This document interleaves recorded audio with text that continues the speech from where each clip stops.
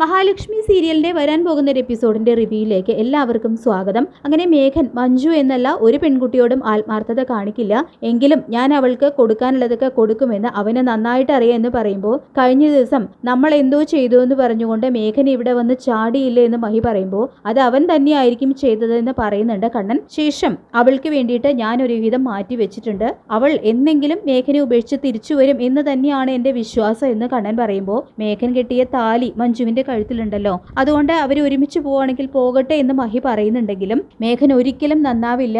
അവന്റെ ബലഹീനത എന്ന് പറയുന്നത് പെണ്ണുങ്ങളും പണവുമാണ്. അവന്റെ തെറ്റായ ബന്ധം ഒരുപക്ഷെ മഞ്ജു മനസ്സിലാക്കി കാണും. മഞ്ജുവിൽ കണ്ട ആ ശാന്തതയും അത് തന്നെയാണ് എന്നും കണ്ണൻ പറയുന്നുണ്ട് കേട്ടോ മഹിയോടായിട്ട്. പിന്നീട് കൺസ്ട്രക്ഷൻ കമ്പനിയിൽ ഇപ്പോൾ തട്ടിപ്പും വെട്ടിപ്പും ഒന്നും നടത്താൻ കഴിയാത്തതിന്റെ ആ ഒരു അമർഷം വാമനും ഉണ്ണിയും കൂടി പരസ്പരം പറയുന്നുണ്ട്. ഇതേ സമയം ഒരാൾ അവിടേക്ക് വരുന്നുണ്ട് കേട്ടോ. എന്നിട്ട് പറയുന്നുണ്ട്, കമലേശ്വരം കൺസ്ട്രക്ഷൻ കമ്പനിയിൽ പുതിയതായിട്ട് വന്നിട്ടുള്ള ചീഫ് എക്സിക്യൂട്ടീവ് എഞ്ചിനീയർ ആണെന്ന് പറഞ്ഞുകൊണ്ട് സ്വയം പരിചയപ്പെടുത്തുകയാണ്. ഇനി എല്ലാത്തിന്റെയും മേൽനോട്ടം എനിക്കാണെന്നും അയാൾ പറയുമ്പോൾ, ഉണ്ണിയാണ് കമലേശ്വരൻ കമ്പനിയുടെ സൂപ്പർവൈസർ എന്ന് വാമൻ പറയുമ്പോൾ, നിങ്ങളെ പറ്റിയൊക്കെ കണ്ണൻ സാർ എന്നോട് പറഞ്ഞിട്ടുണ്ട്, ഞാൻ കണ്ണൻ സാറിന്റെ അച്ഛന്റെ സുഹൃത്തിന്റെ മകനാണെന്നും എന്നെല്ലാം അയാൾ പറയുമ്പോൾ, ഞങ്ങൾ വെറുതെ നോക്കി കുത്തിയായി ഇരിക്കണമെന്നാണോ പറയുന്നത് എന്ന് ഉണ്ണി ചോദിക്കുമ്പോൾ, അതൊന്നും വേണ്ട, നിങ്ങൾ നിങ്ങളുടെ ജോലി ചെയ്താൽ മതി, പക്ഷെ എല്ലാത്തിനും എൻ്റെ ഒരു മേൽനോട്ടം ഉണ്ടാകും. കൺസ്ട്രക്ഷൻ ഫീൽഡിലെ തിരിമറികൾ പരിഹരിക്കണമെന്ന് കണ്ണൻ സാർ എന്നോട് പറഞ്ഞിട്ടുണ്ട് എന്നും ചീഫ് എക്സിക്യൂട്ടീവ് ഓഫീസർ അദ്ദേഹം പറയുന്നുണ്ട് കേട്ടോ.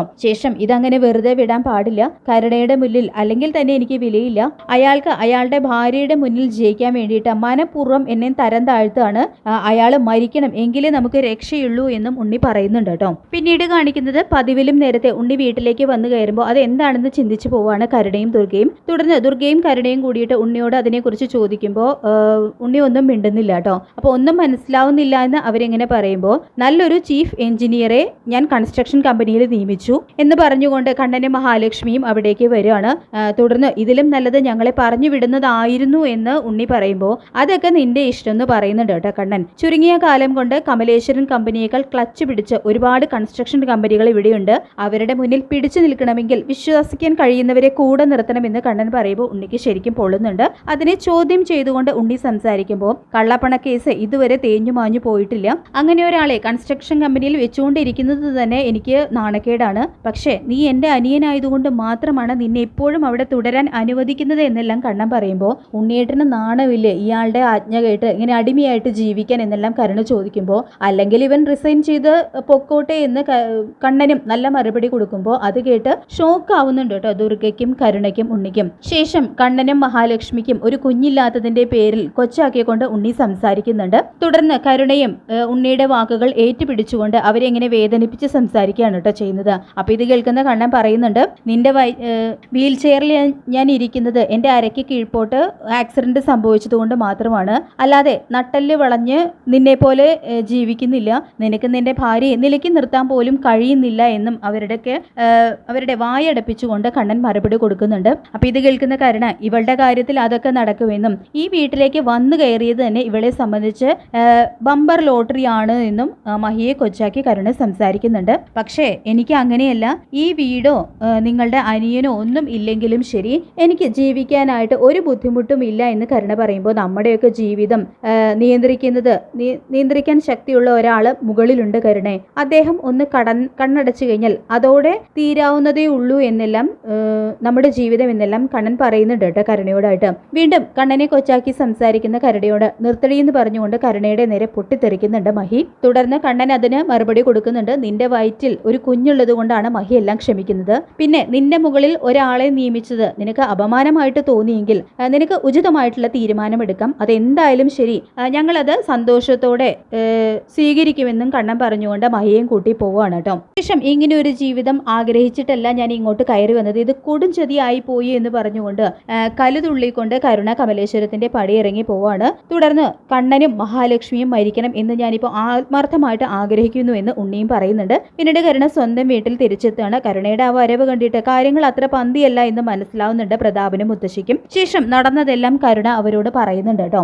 അയാളുടെ തീരുമാനം അംഗീകരിക്കാൻ കഴിയില്ലെങ്കിൽ അവിടെ നിന്നും ഇറങ്ങി പോന്നോളാനാണ് ഓർഡർ എന്നും കരുണ പറയുമ്പോൾ, കണ്ണൻ അങ്ങനെ പറഞ്ഞു എന്ന് ചോദിക്കുകയാണ് പ്രതാപൻ. തുടർന്ന് എന്തിനെ എന്നെ ആ വീട്ടിലേക്ക് തന്നെ അച്ഛൻ കല്യാണം കഴിച്ച് വിട്ടത് എന്ന് കരുണ ചോദിക്കുമ്പോൾ, ഇങ്ങനെയൊക്കെ സംഭവിക്കുമെന്ന് അച്ഛൻ അറിയില്ലായിരുന്നു ഉണ്ടായിരുന്നല്ലോ എന്ന് പ്രതാപൻ പറയുമ്പോൾ അതെല്ലാം തിരക്കണമായിരുന്നു, അല്ലാതെ ഉണ്ണിയേട്ടൻ്റെ അമ്മാവൻ പറയുന്നത് മാത്രം വിശ്വസിക്കരുതായിരുന്നു എന്നെല്ലാം കരുണ പറയുന്നുണ്ട്. തുടർന്ന് മുത്തശ്ശിയും പ്രതാപനെ പഴിച്ചാരി സംസാരിക്കുന്നുണ്ട് കേട്ടോ. ശേഷം കരുണ പറയുന്നുണ്ട്, ഈ രീതിയിലാണ് കാര്യങ്ങളൊക്കെ മുന്നോട്ട് പോകുന്നതെങ്കിൽ എൻ്റെ കുഞ്ഞിന് അമ്മയുണ്ടാകും, പക്ഷെ അച്ഛനുണ്ടാവില്ല എന്ന് കരുണ തീർത്തു പറയുമ്പോൾ മോളൊന്ന് സമാധാനപ്പെട്.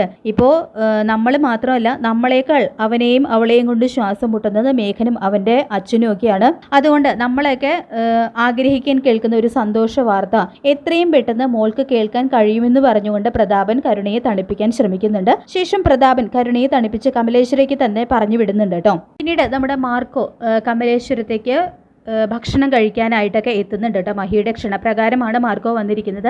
അപ്പോൾ അതിൻ്റെ പേരിലും അവിടെ പൊരിഞ്ഞ് ഉണ്ടാവുന്നുണ്ട്. ഒരു ഗുണ്ടയെ വീട്ടിൽ കയറ്റി സൽക്കരിച്ചതിൻ്റെ പേരിൽ മാർക്കോയോട് അതിരുവിട്ട സ്നേഹം അവർ കാണിക്കുന്നതിൻ്റെ പേരിൽ മുറുമുറുപ്പൊക്കെ ഉണ്ടാവുന്നുണ്ട്.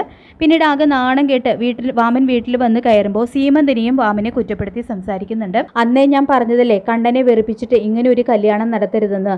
എല്ലാം ഈ വിവാഹത്തിൻ്റെ മതിയായിട്ടുള്ള പൊരുത്തം ഇല്ലാത്തതുകൊണ്ട് മാത്രമാണ് ഇങ്ങനെ സംഭവിച്ചതെന്ന് പറഞ്ഞുകൊണ്ട് മഞ്ജുവിനെ കുറ്റപ്പെടുത്തുന്നുണ്ട് കേട്ടോ സീമന്തിനി. അപ്പോൾ ഇത് കേട്ട് മഞ്ജുവിന് ശരിക്കും ദേഷ്യം വരുന്നുണ്ട്.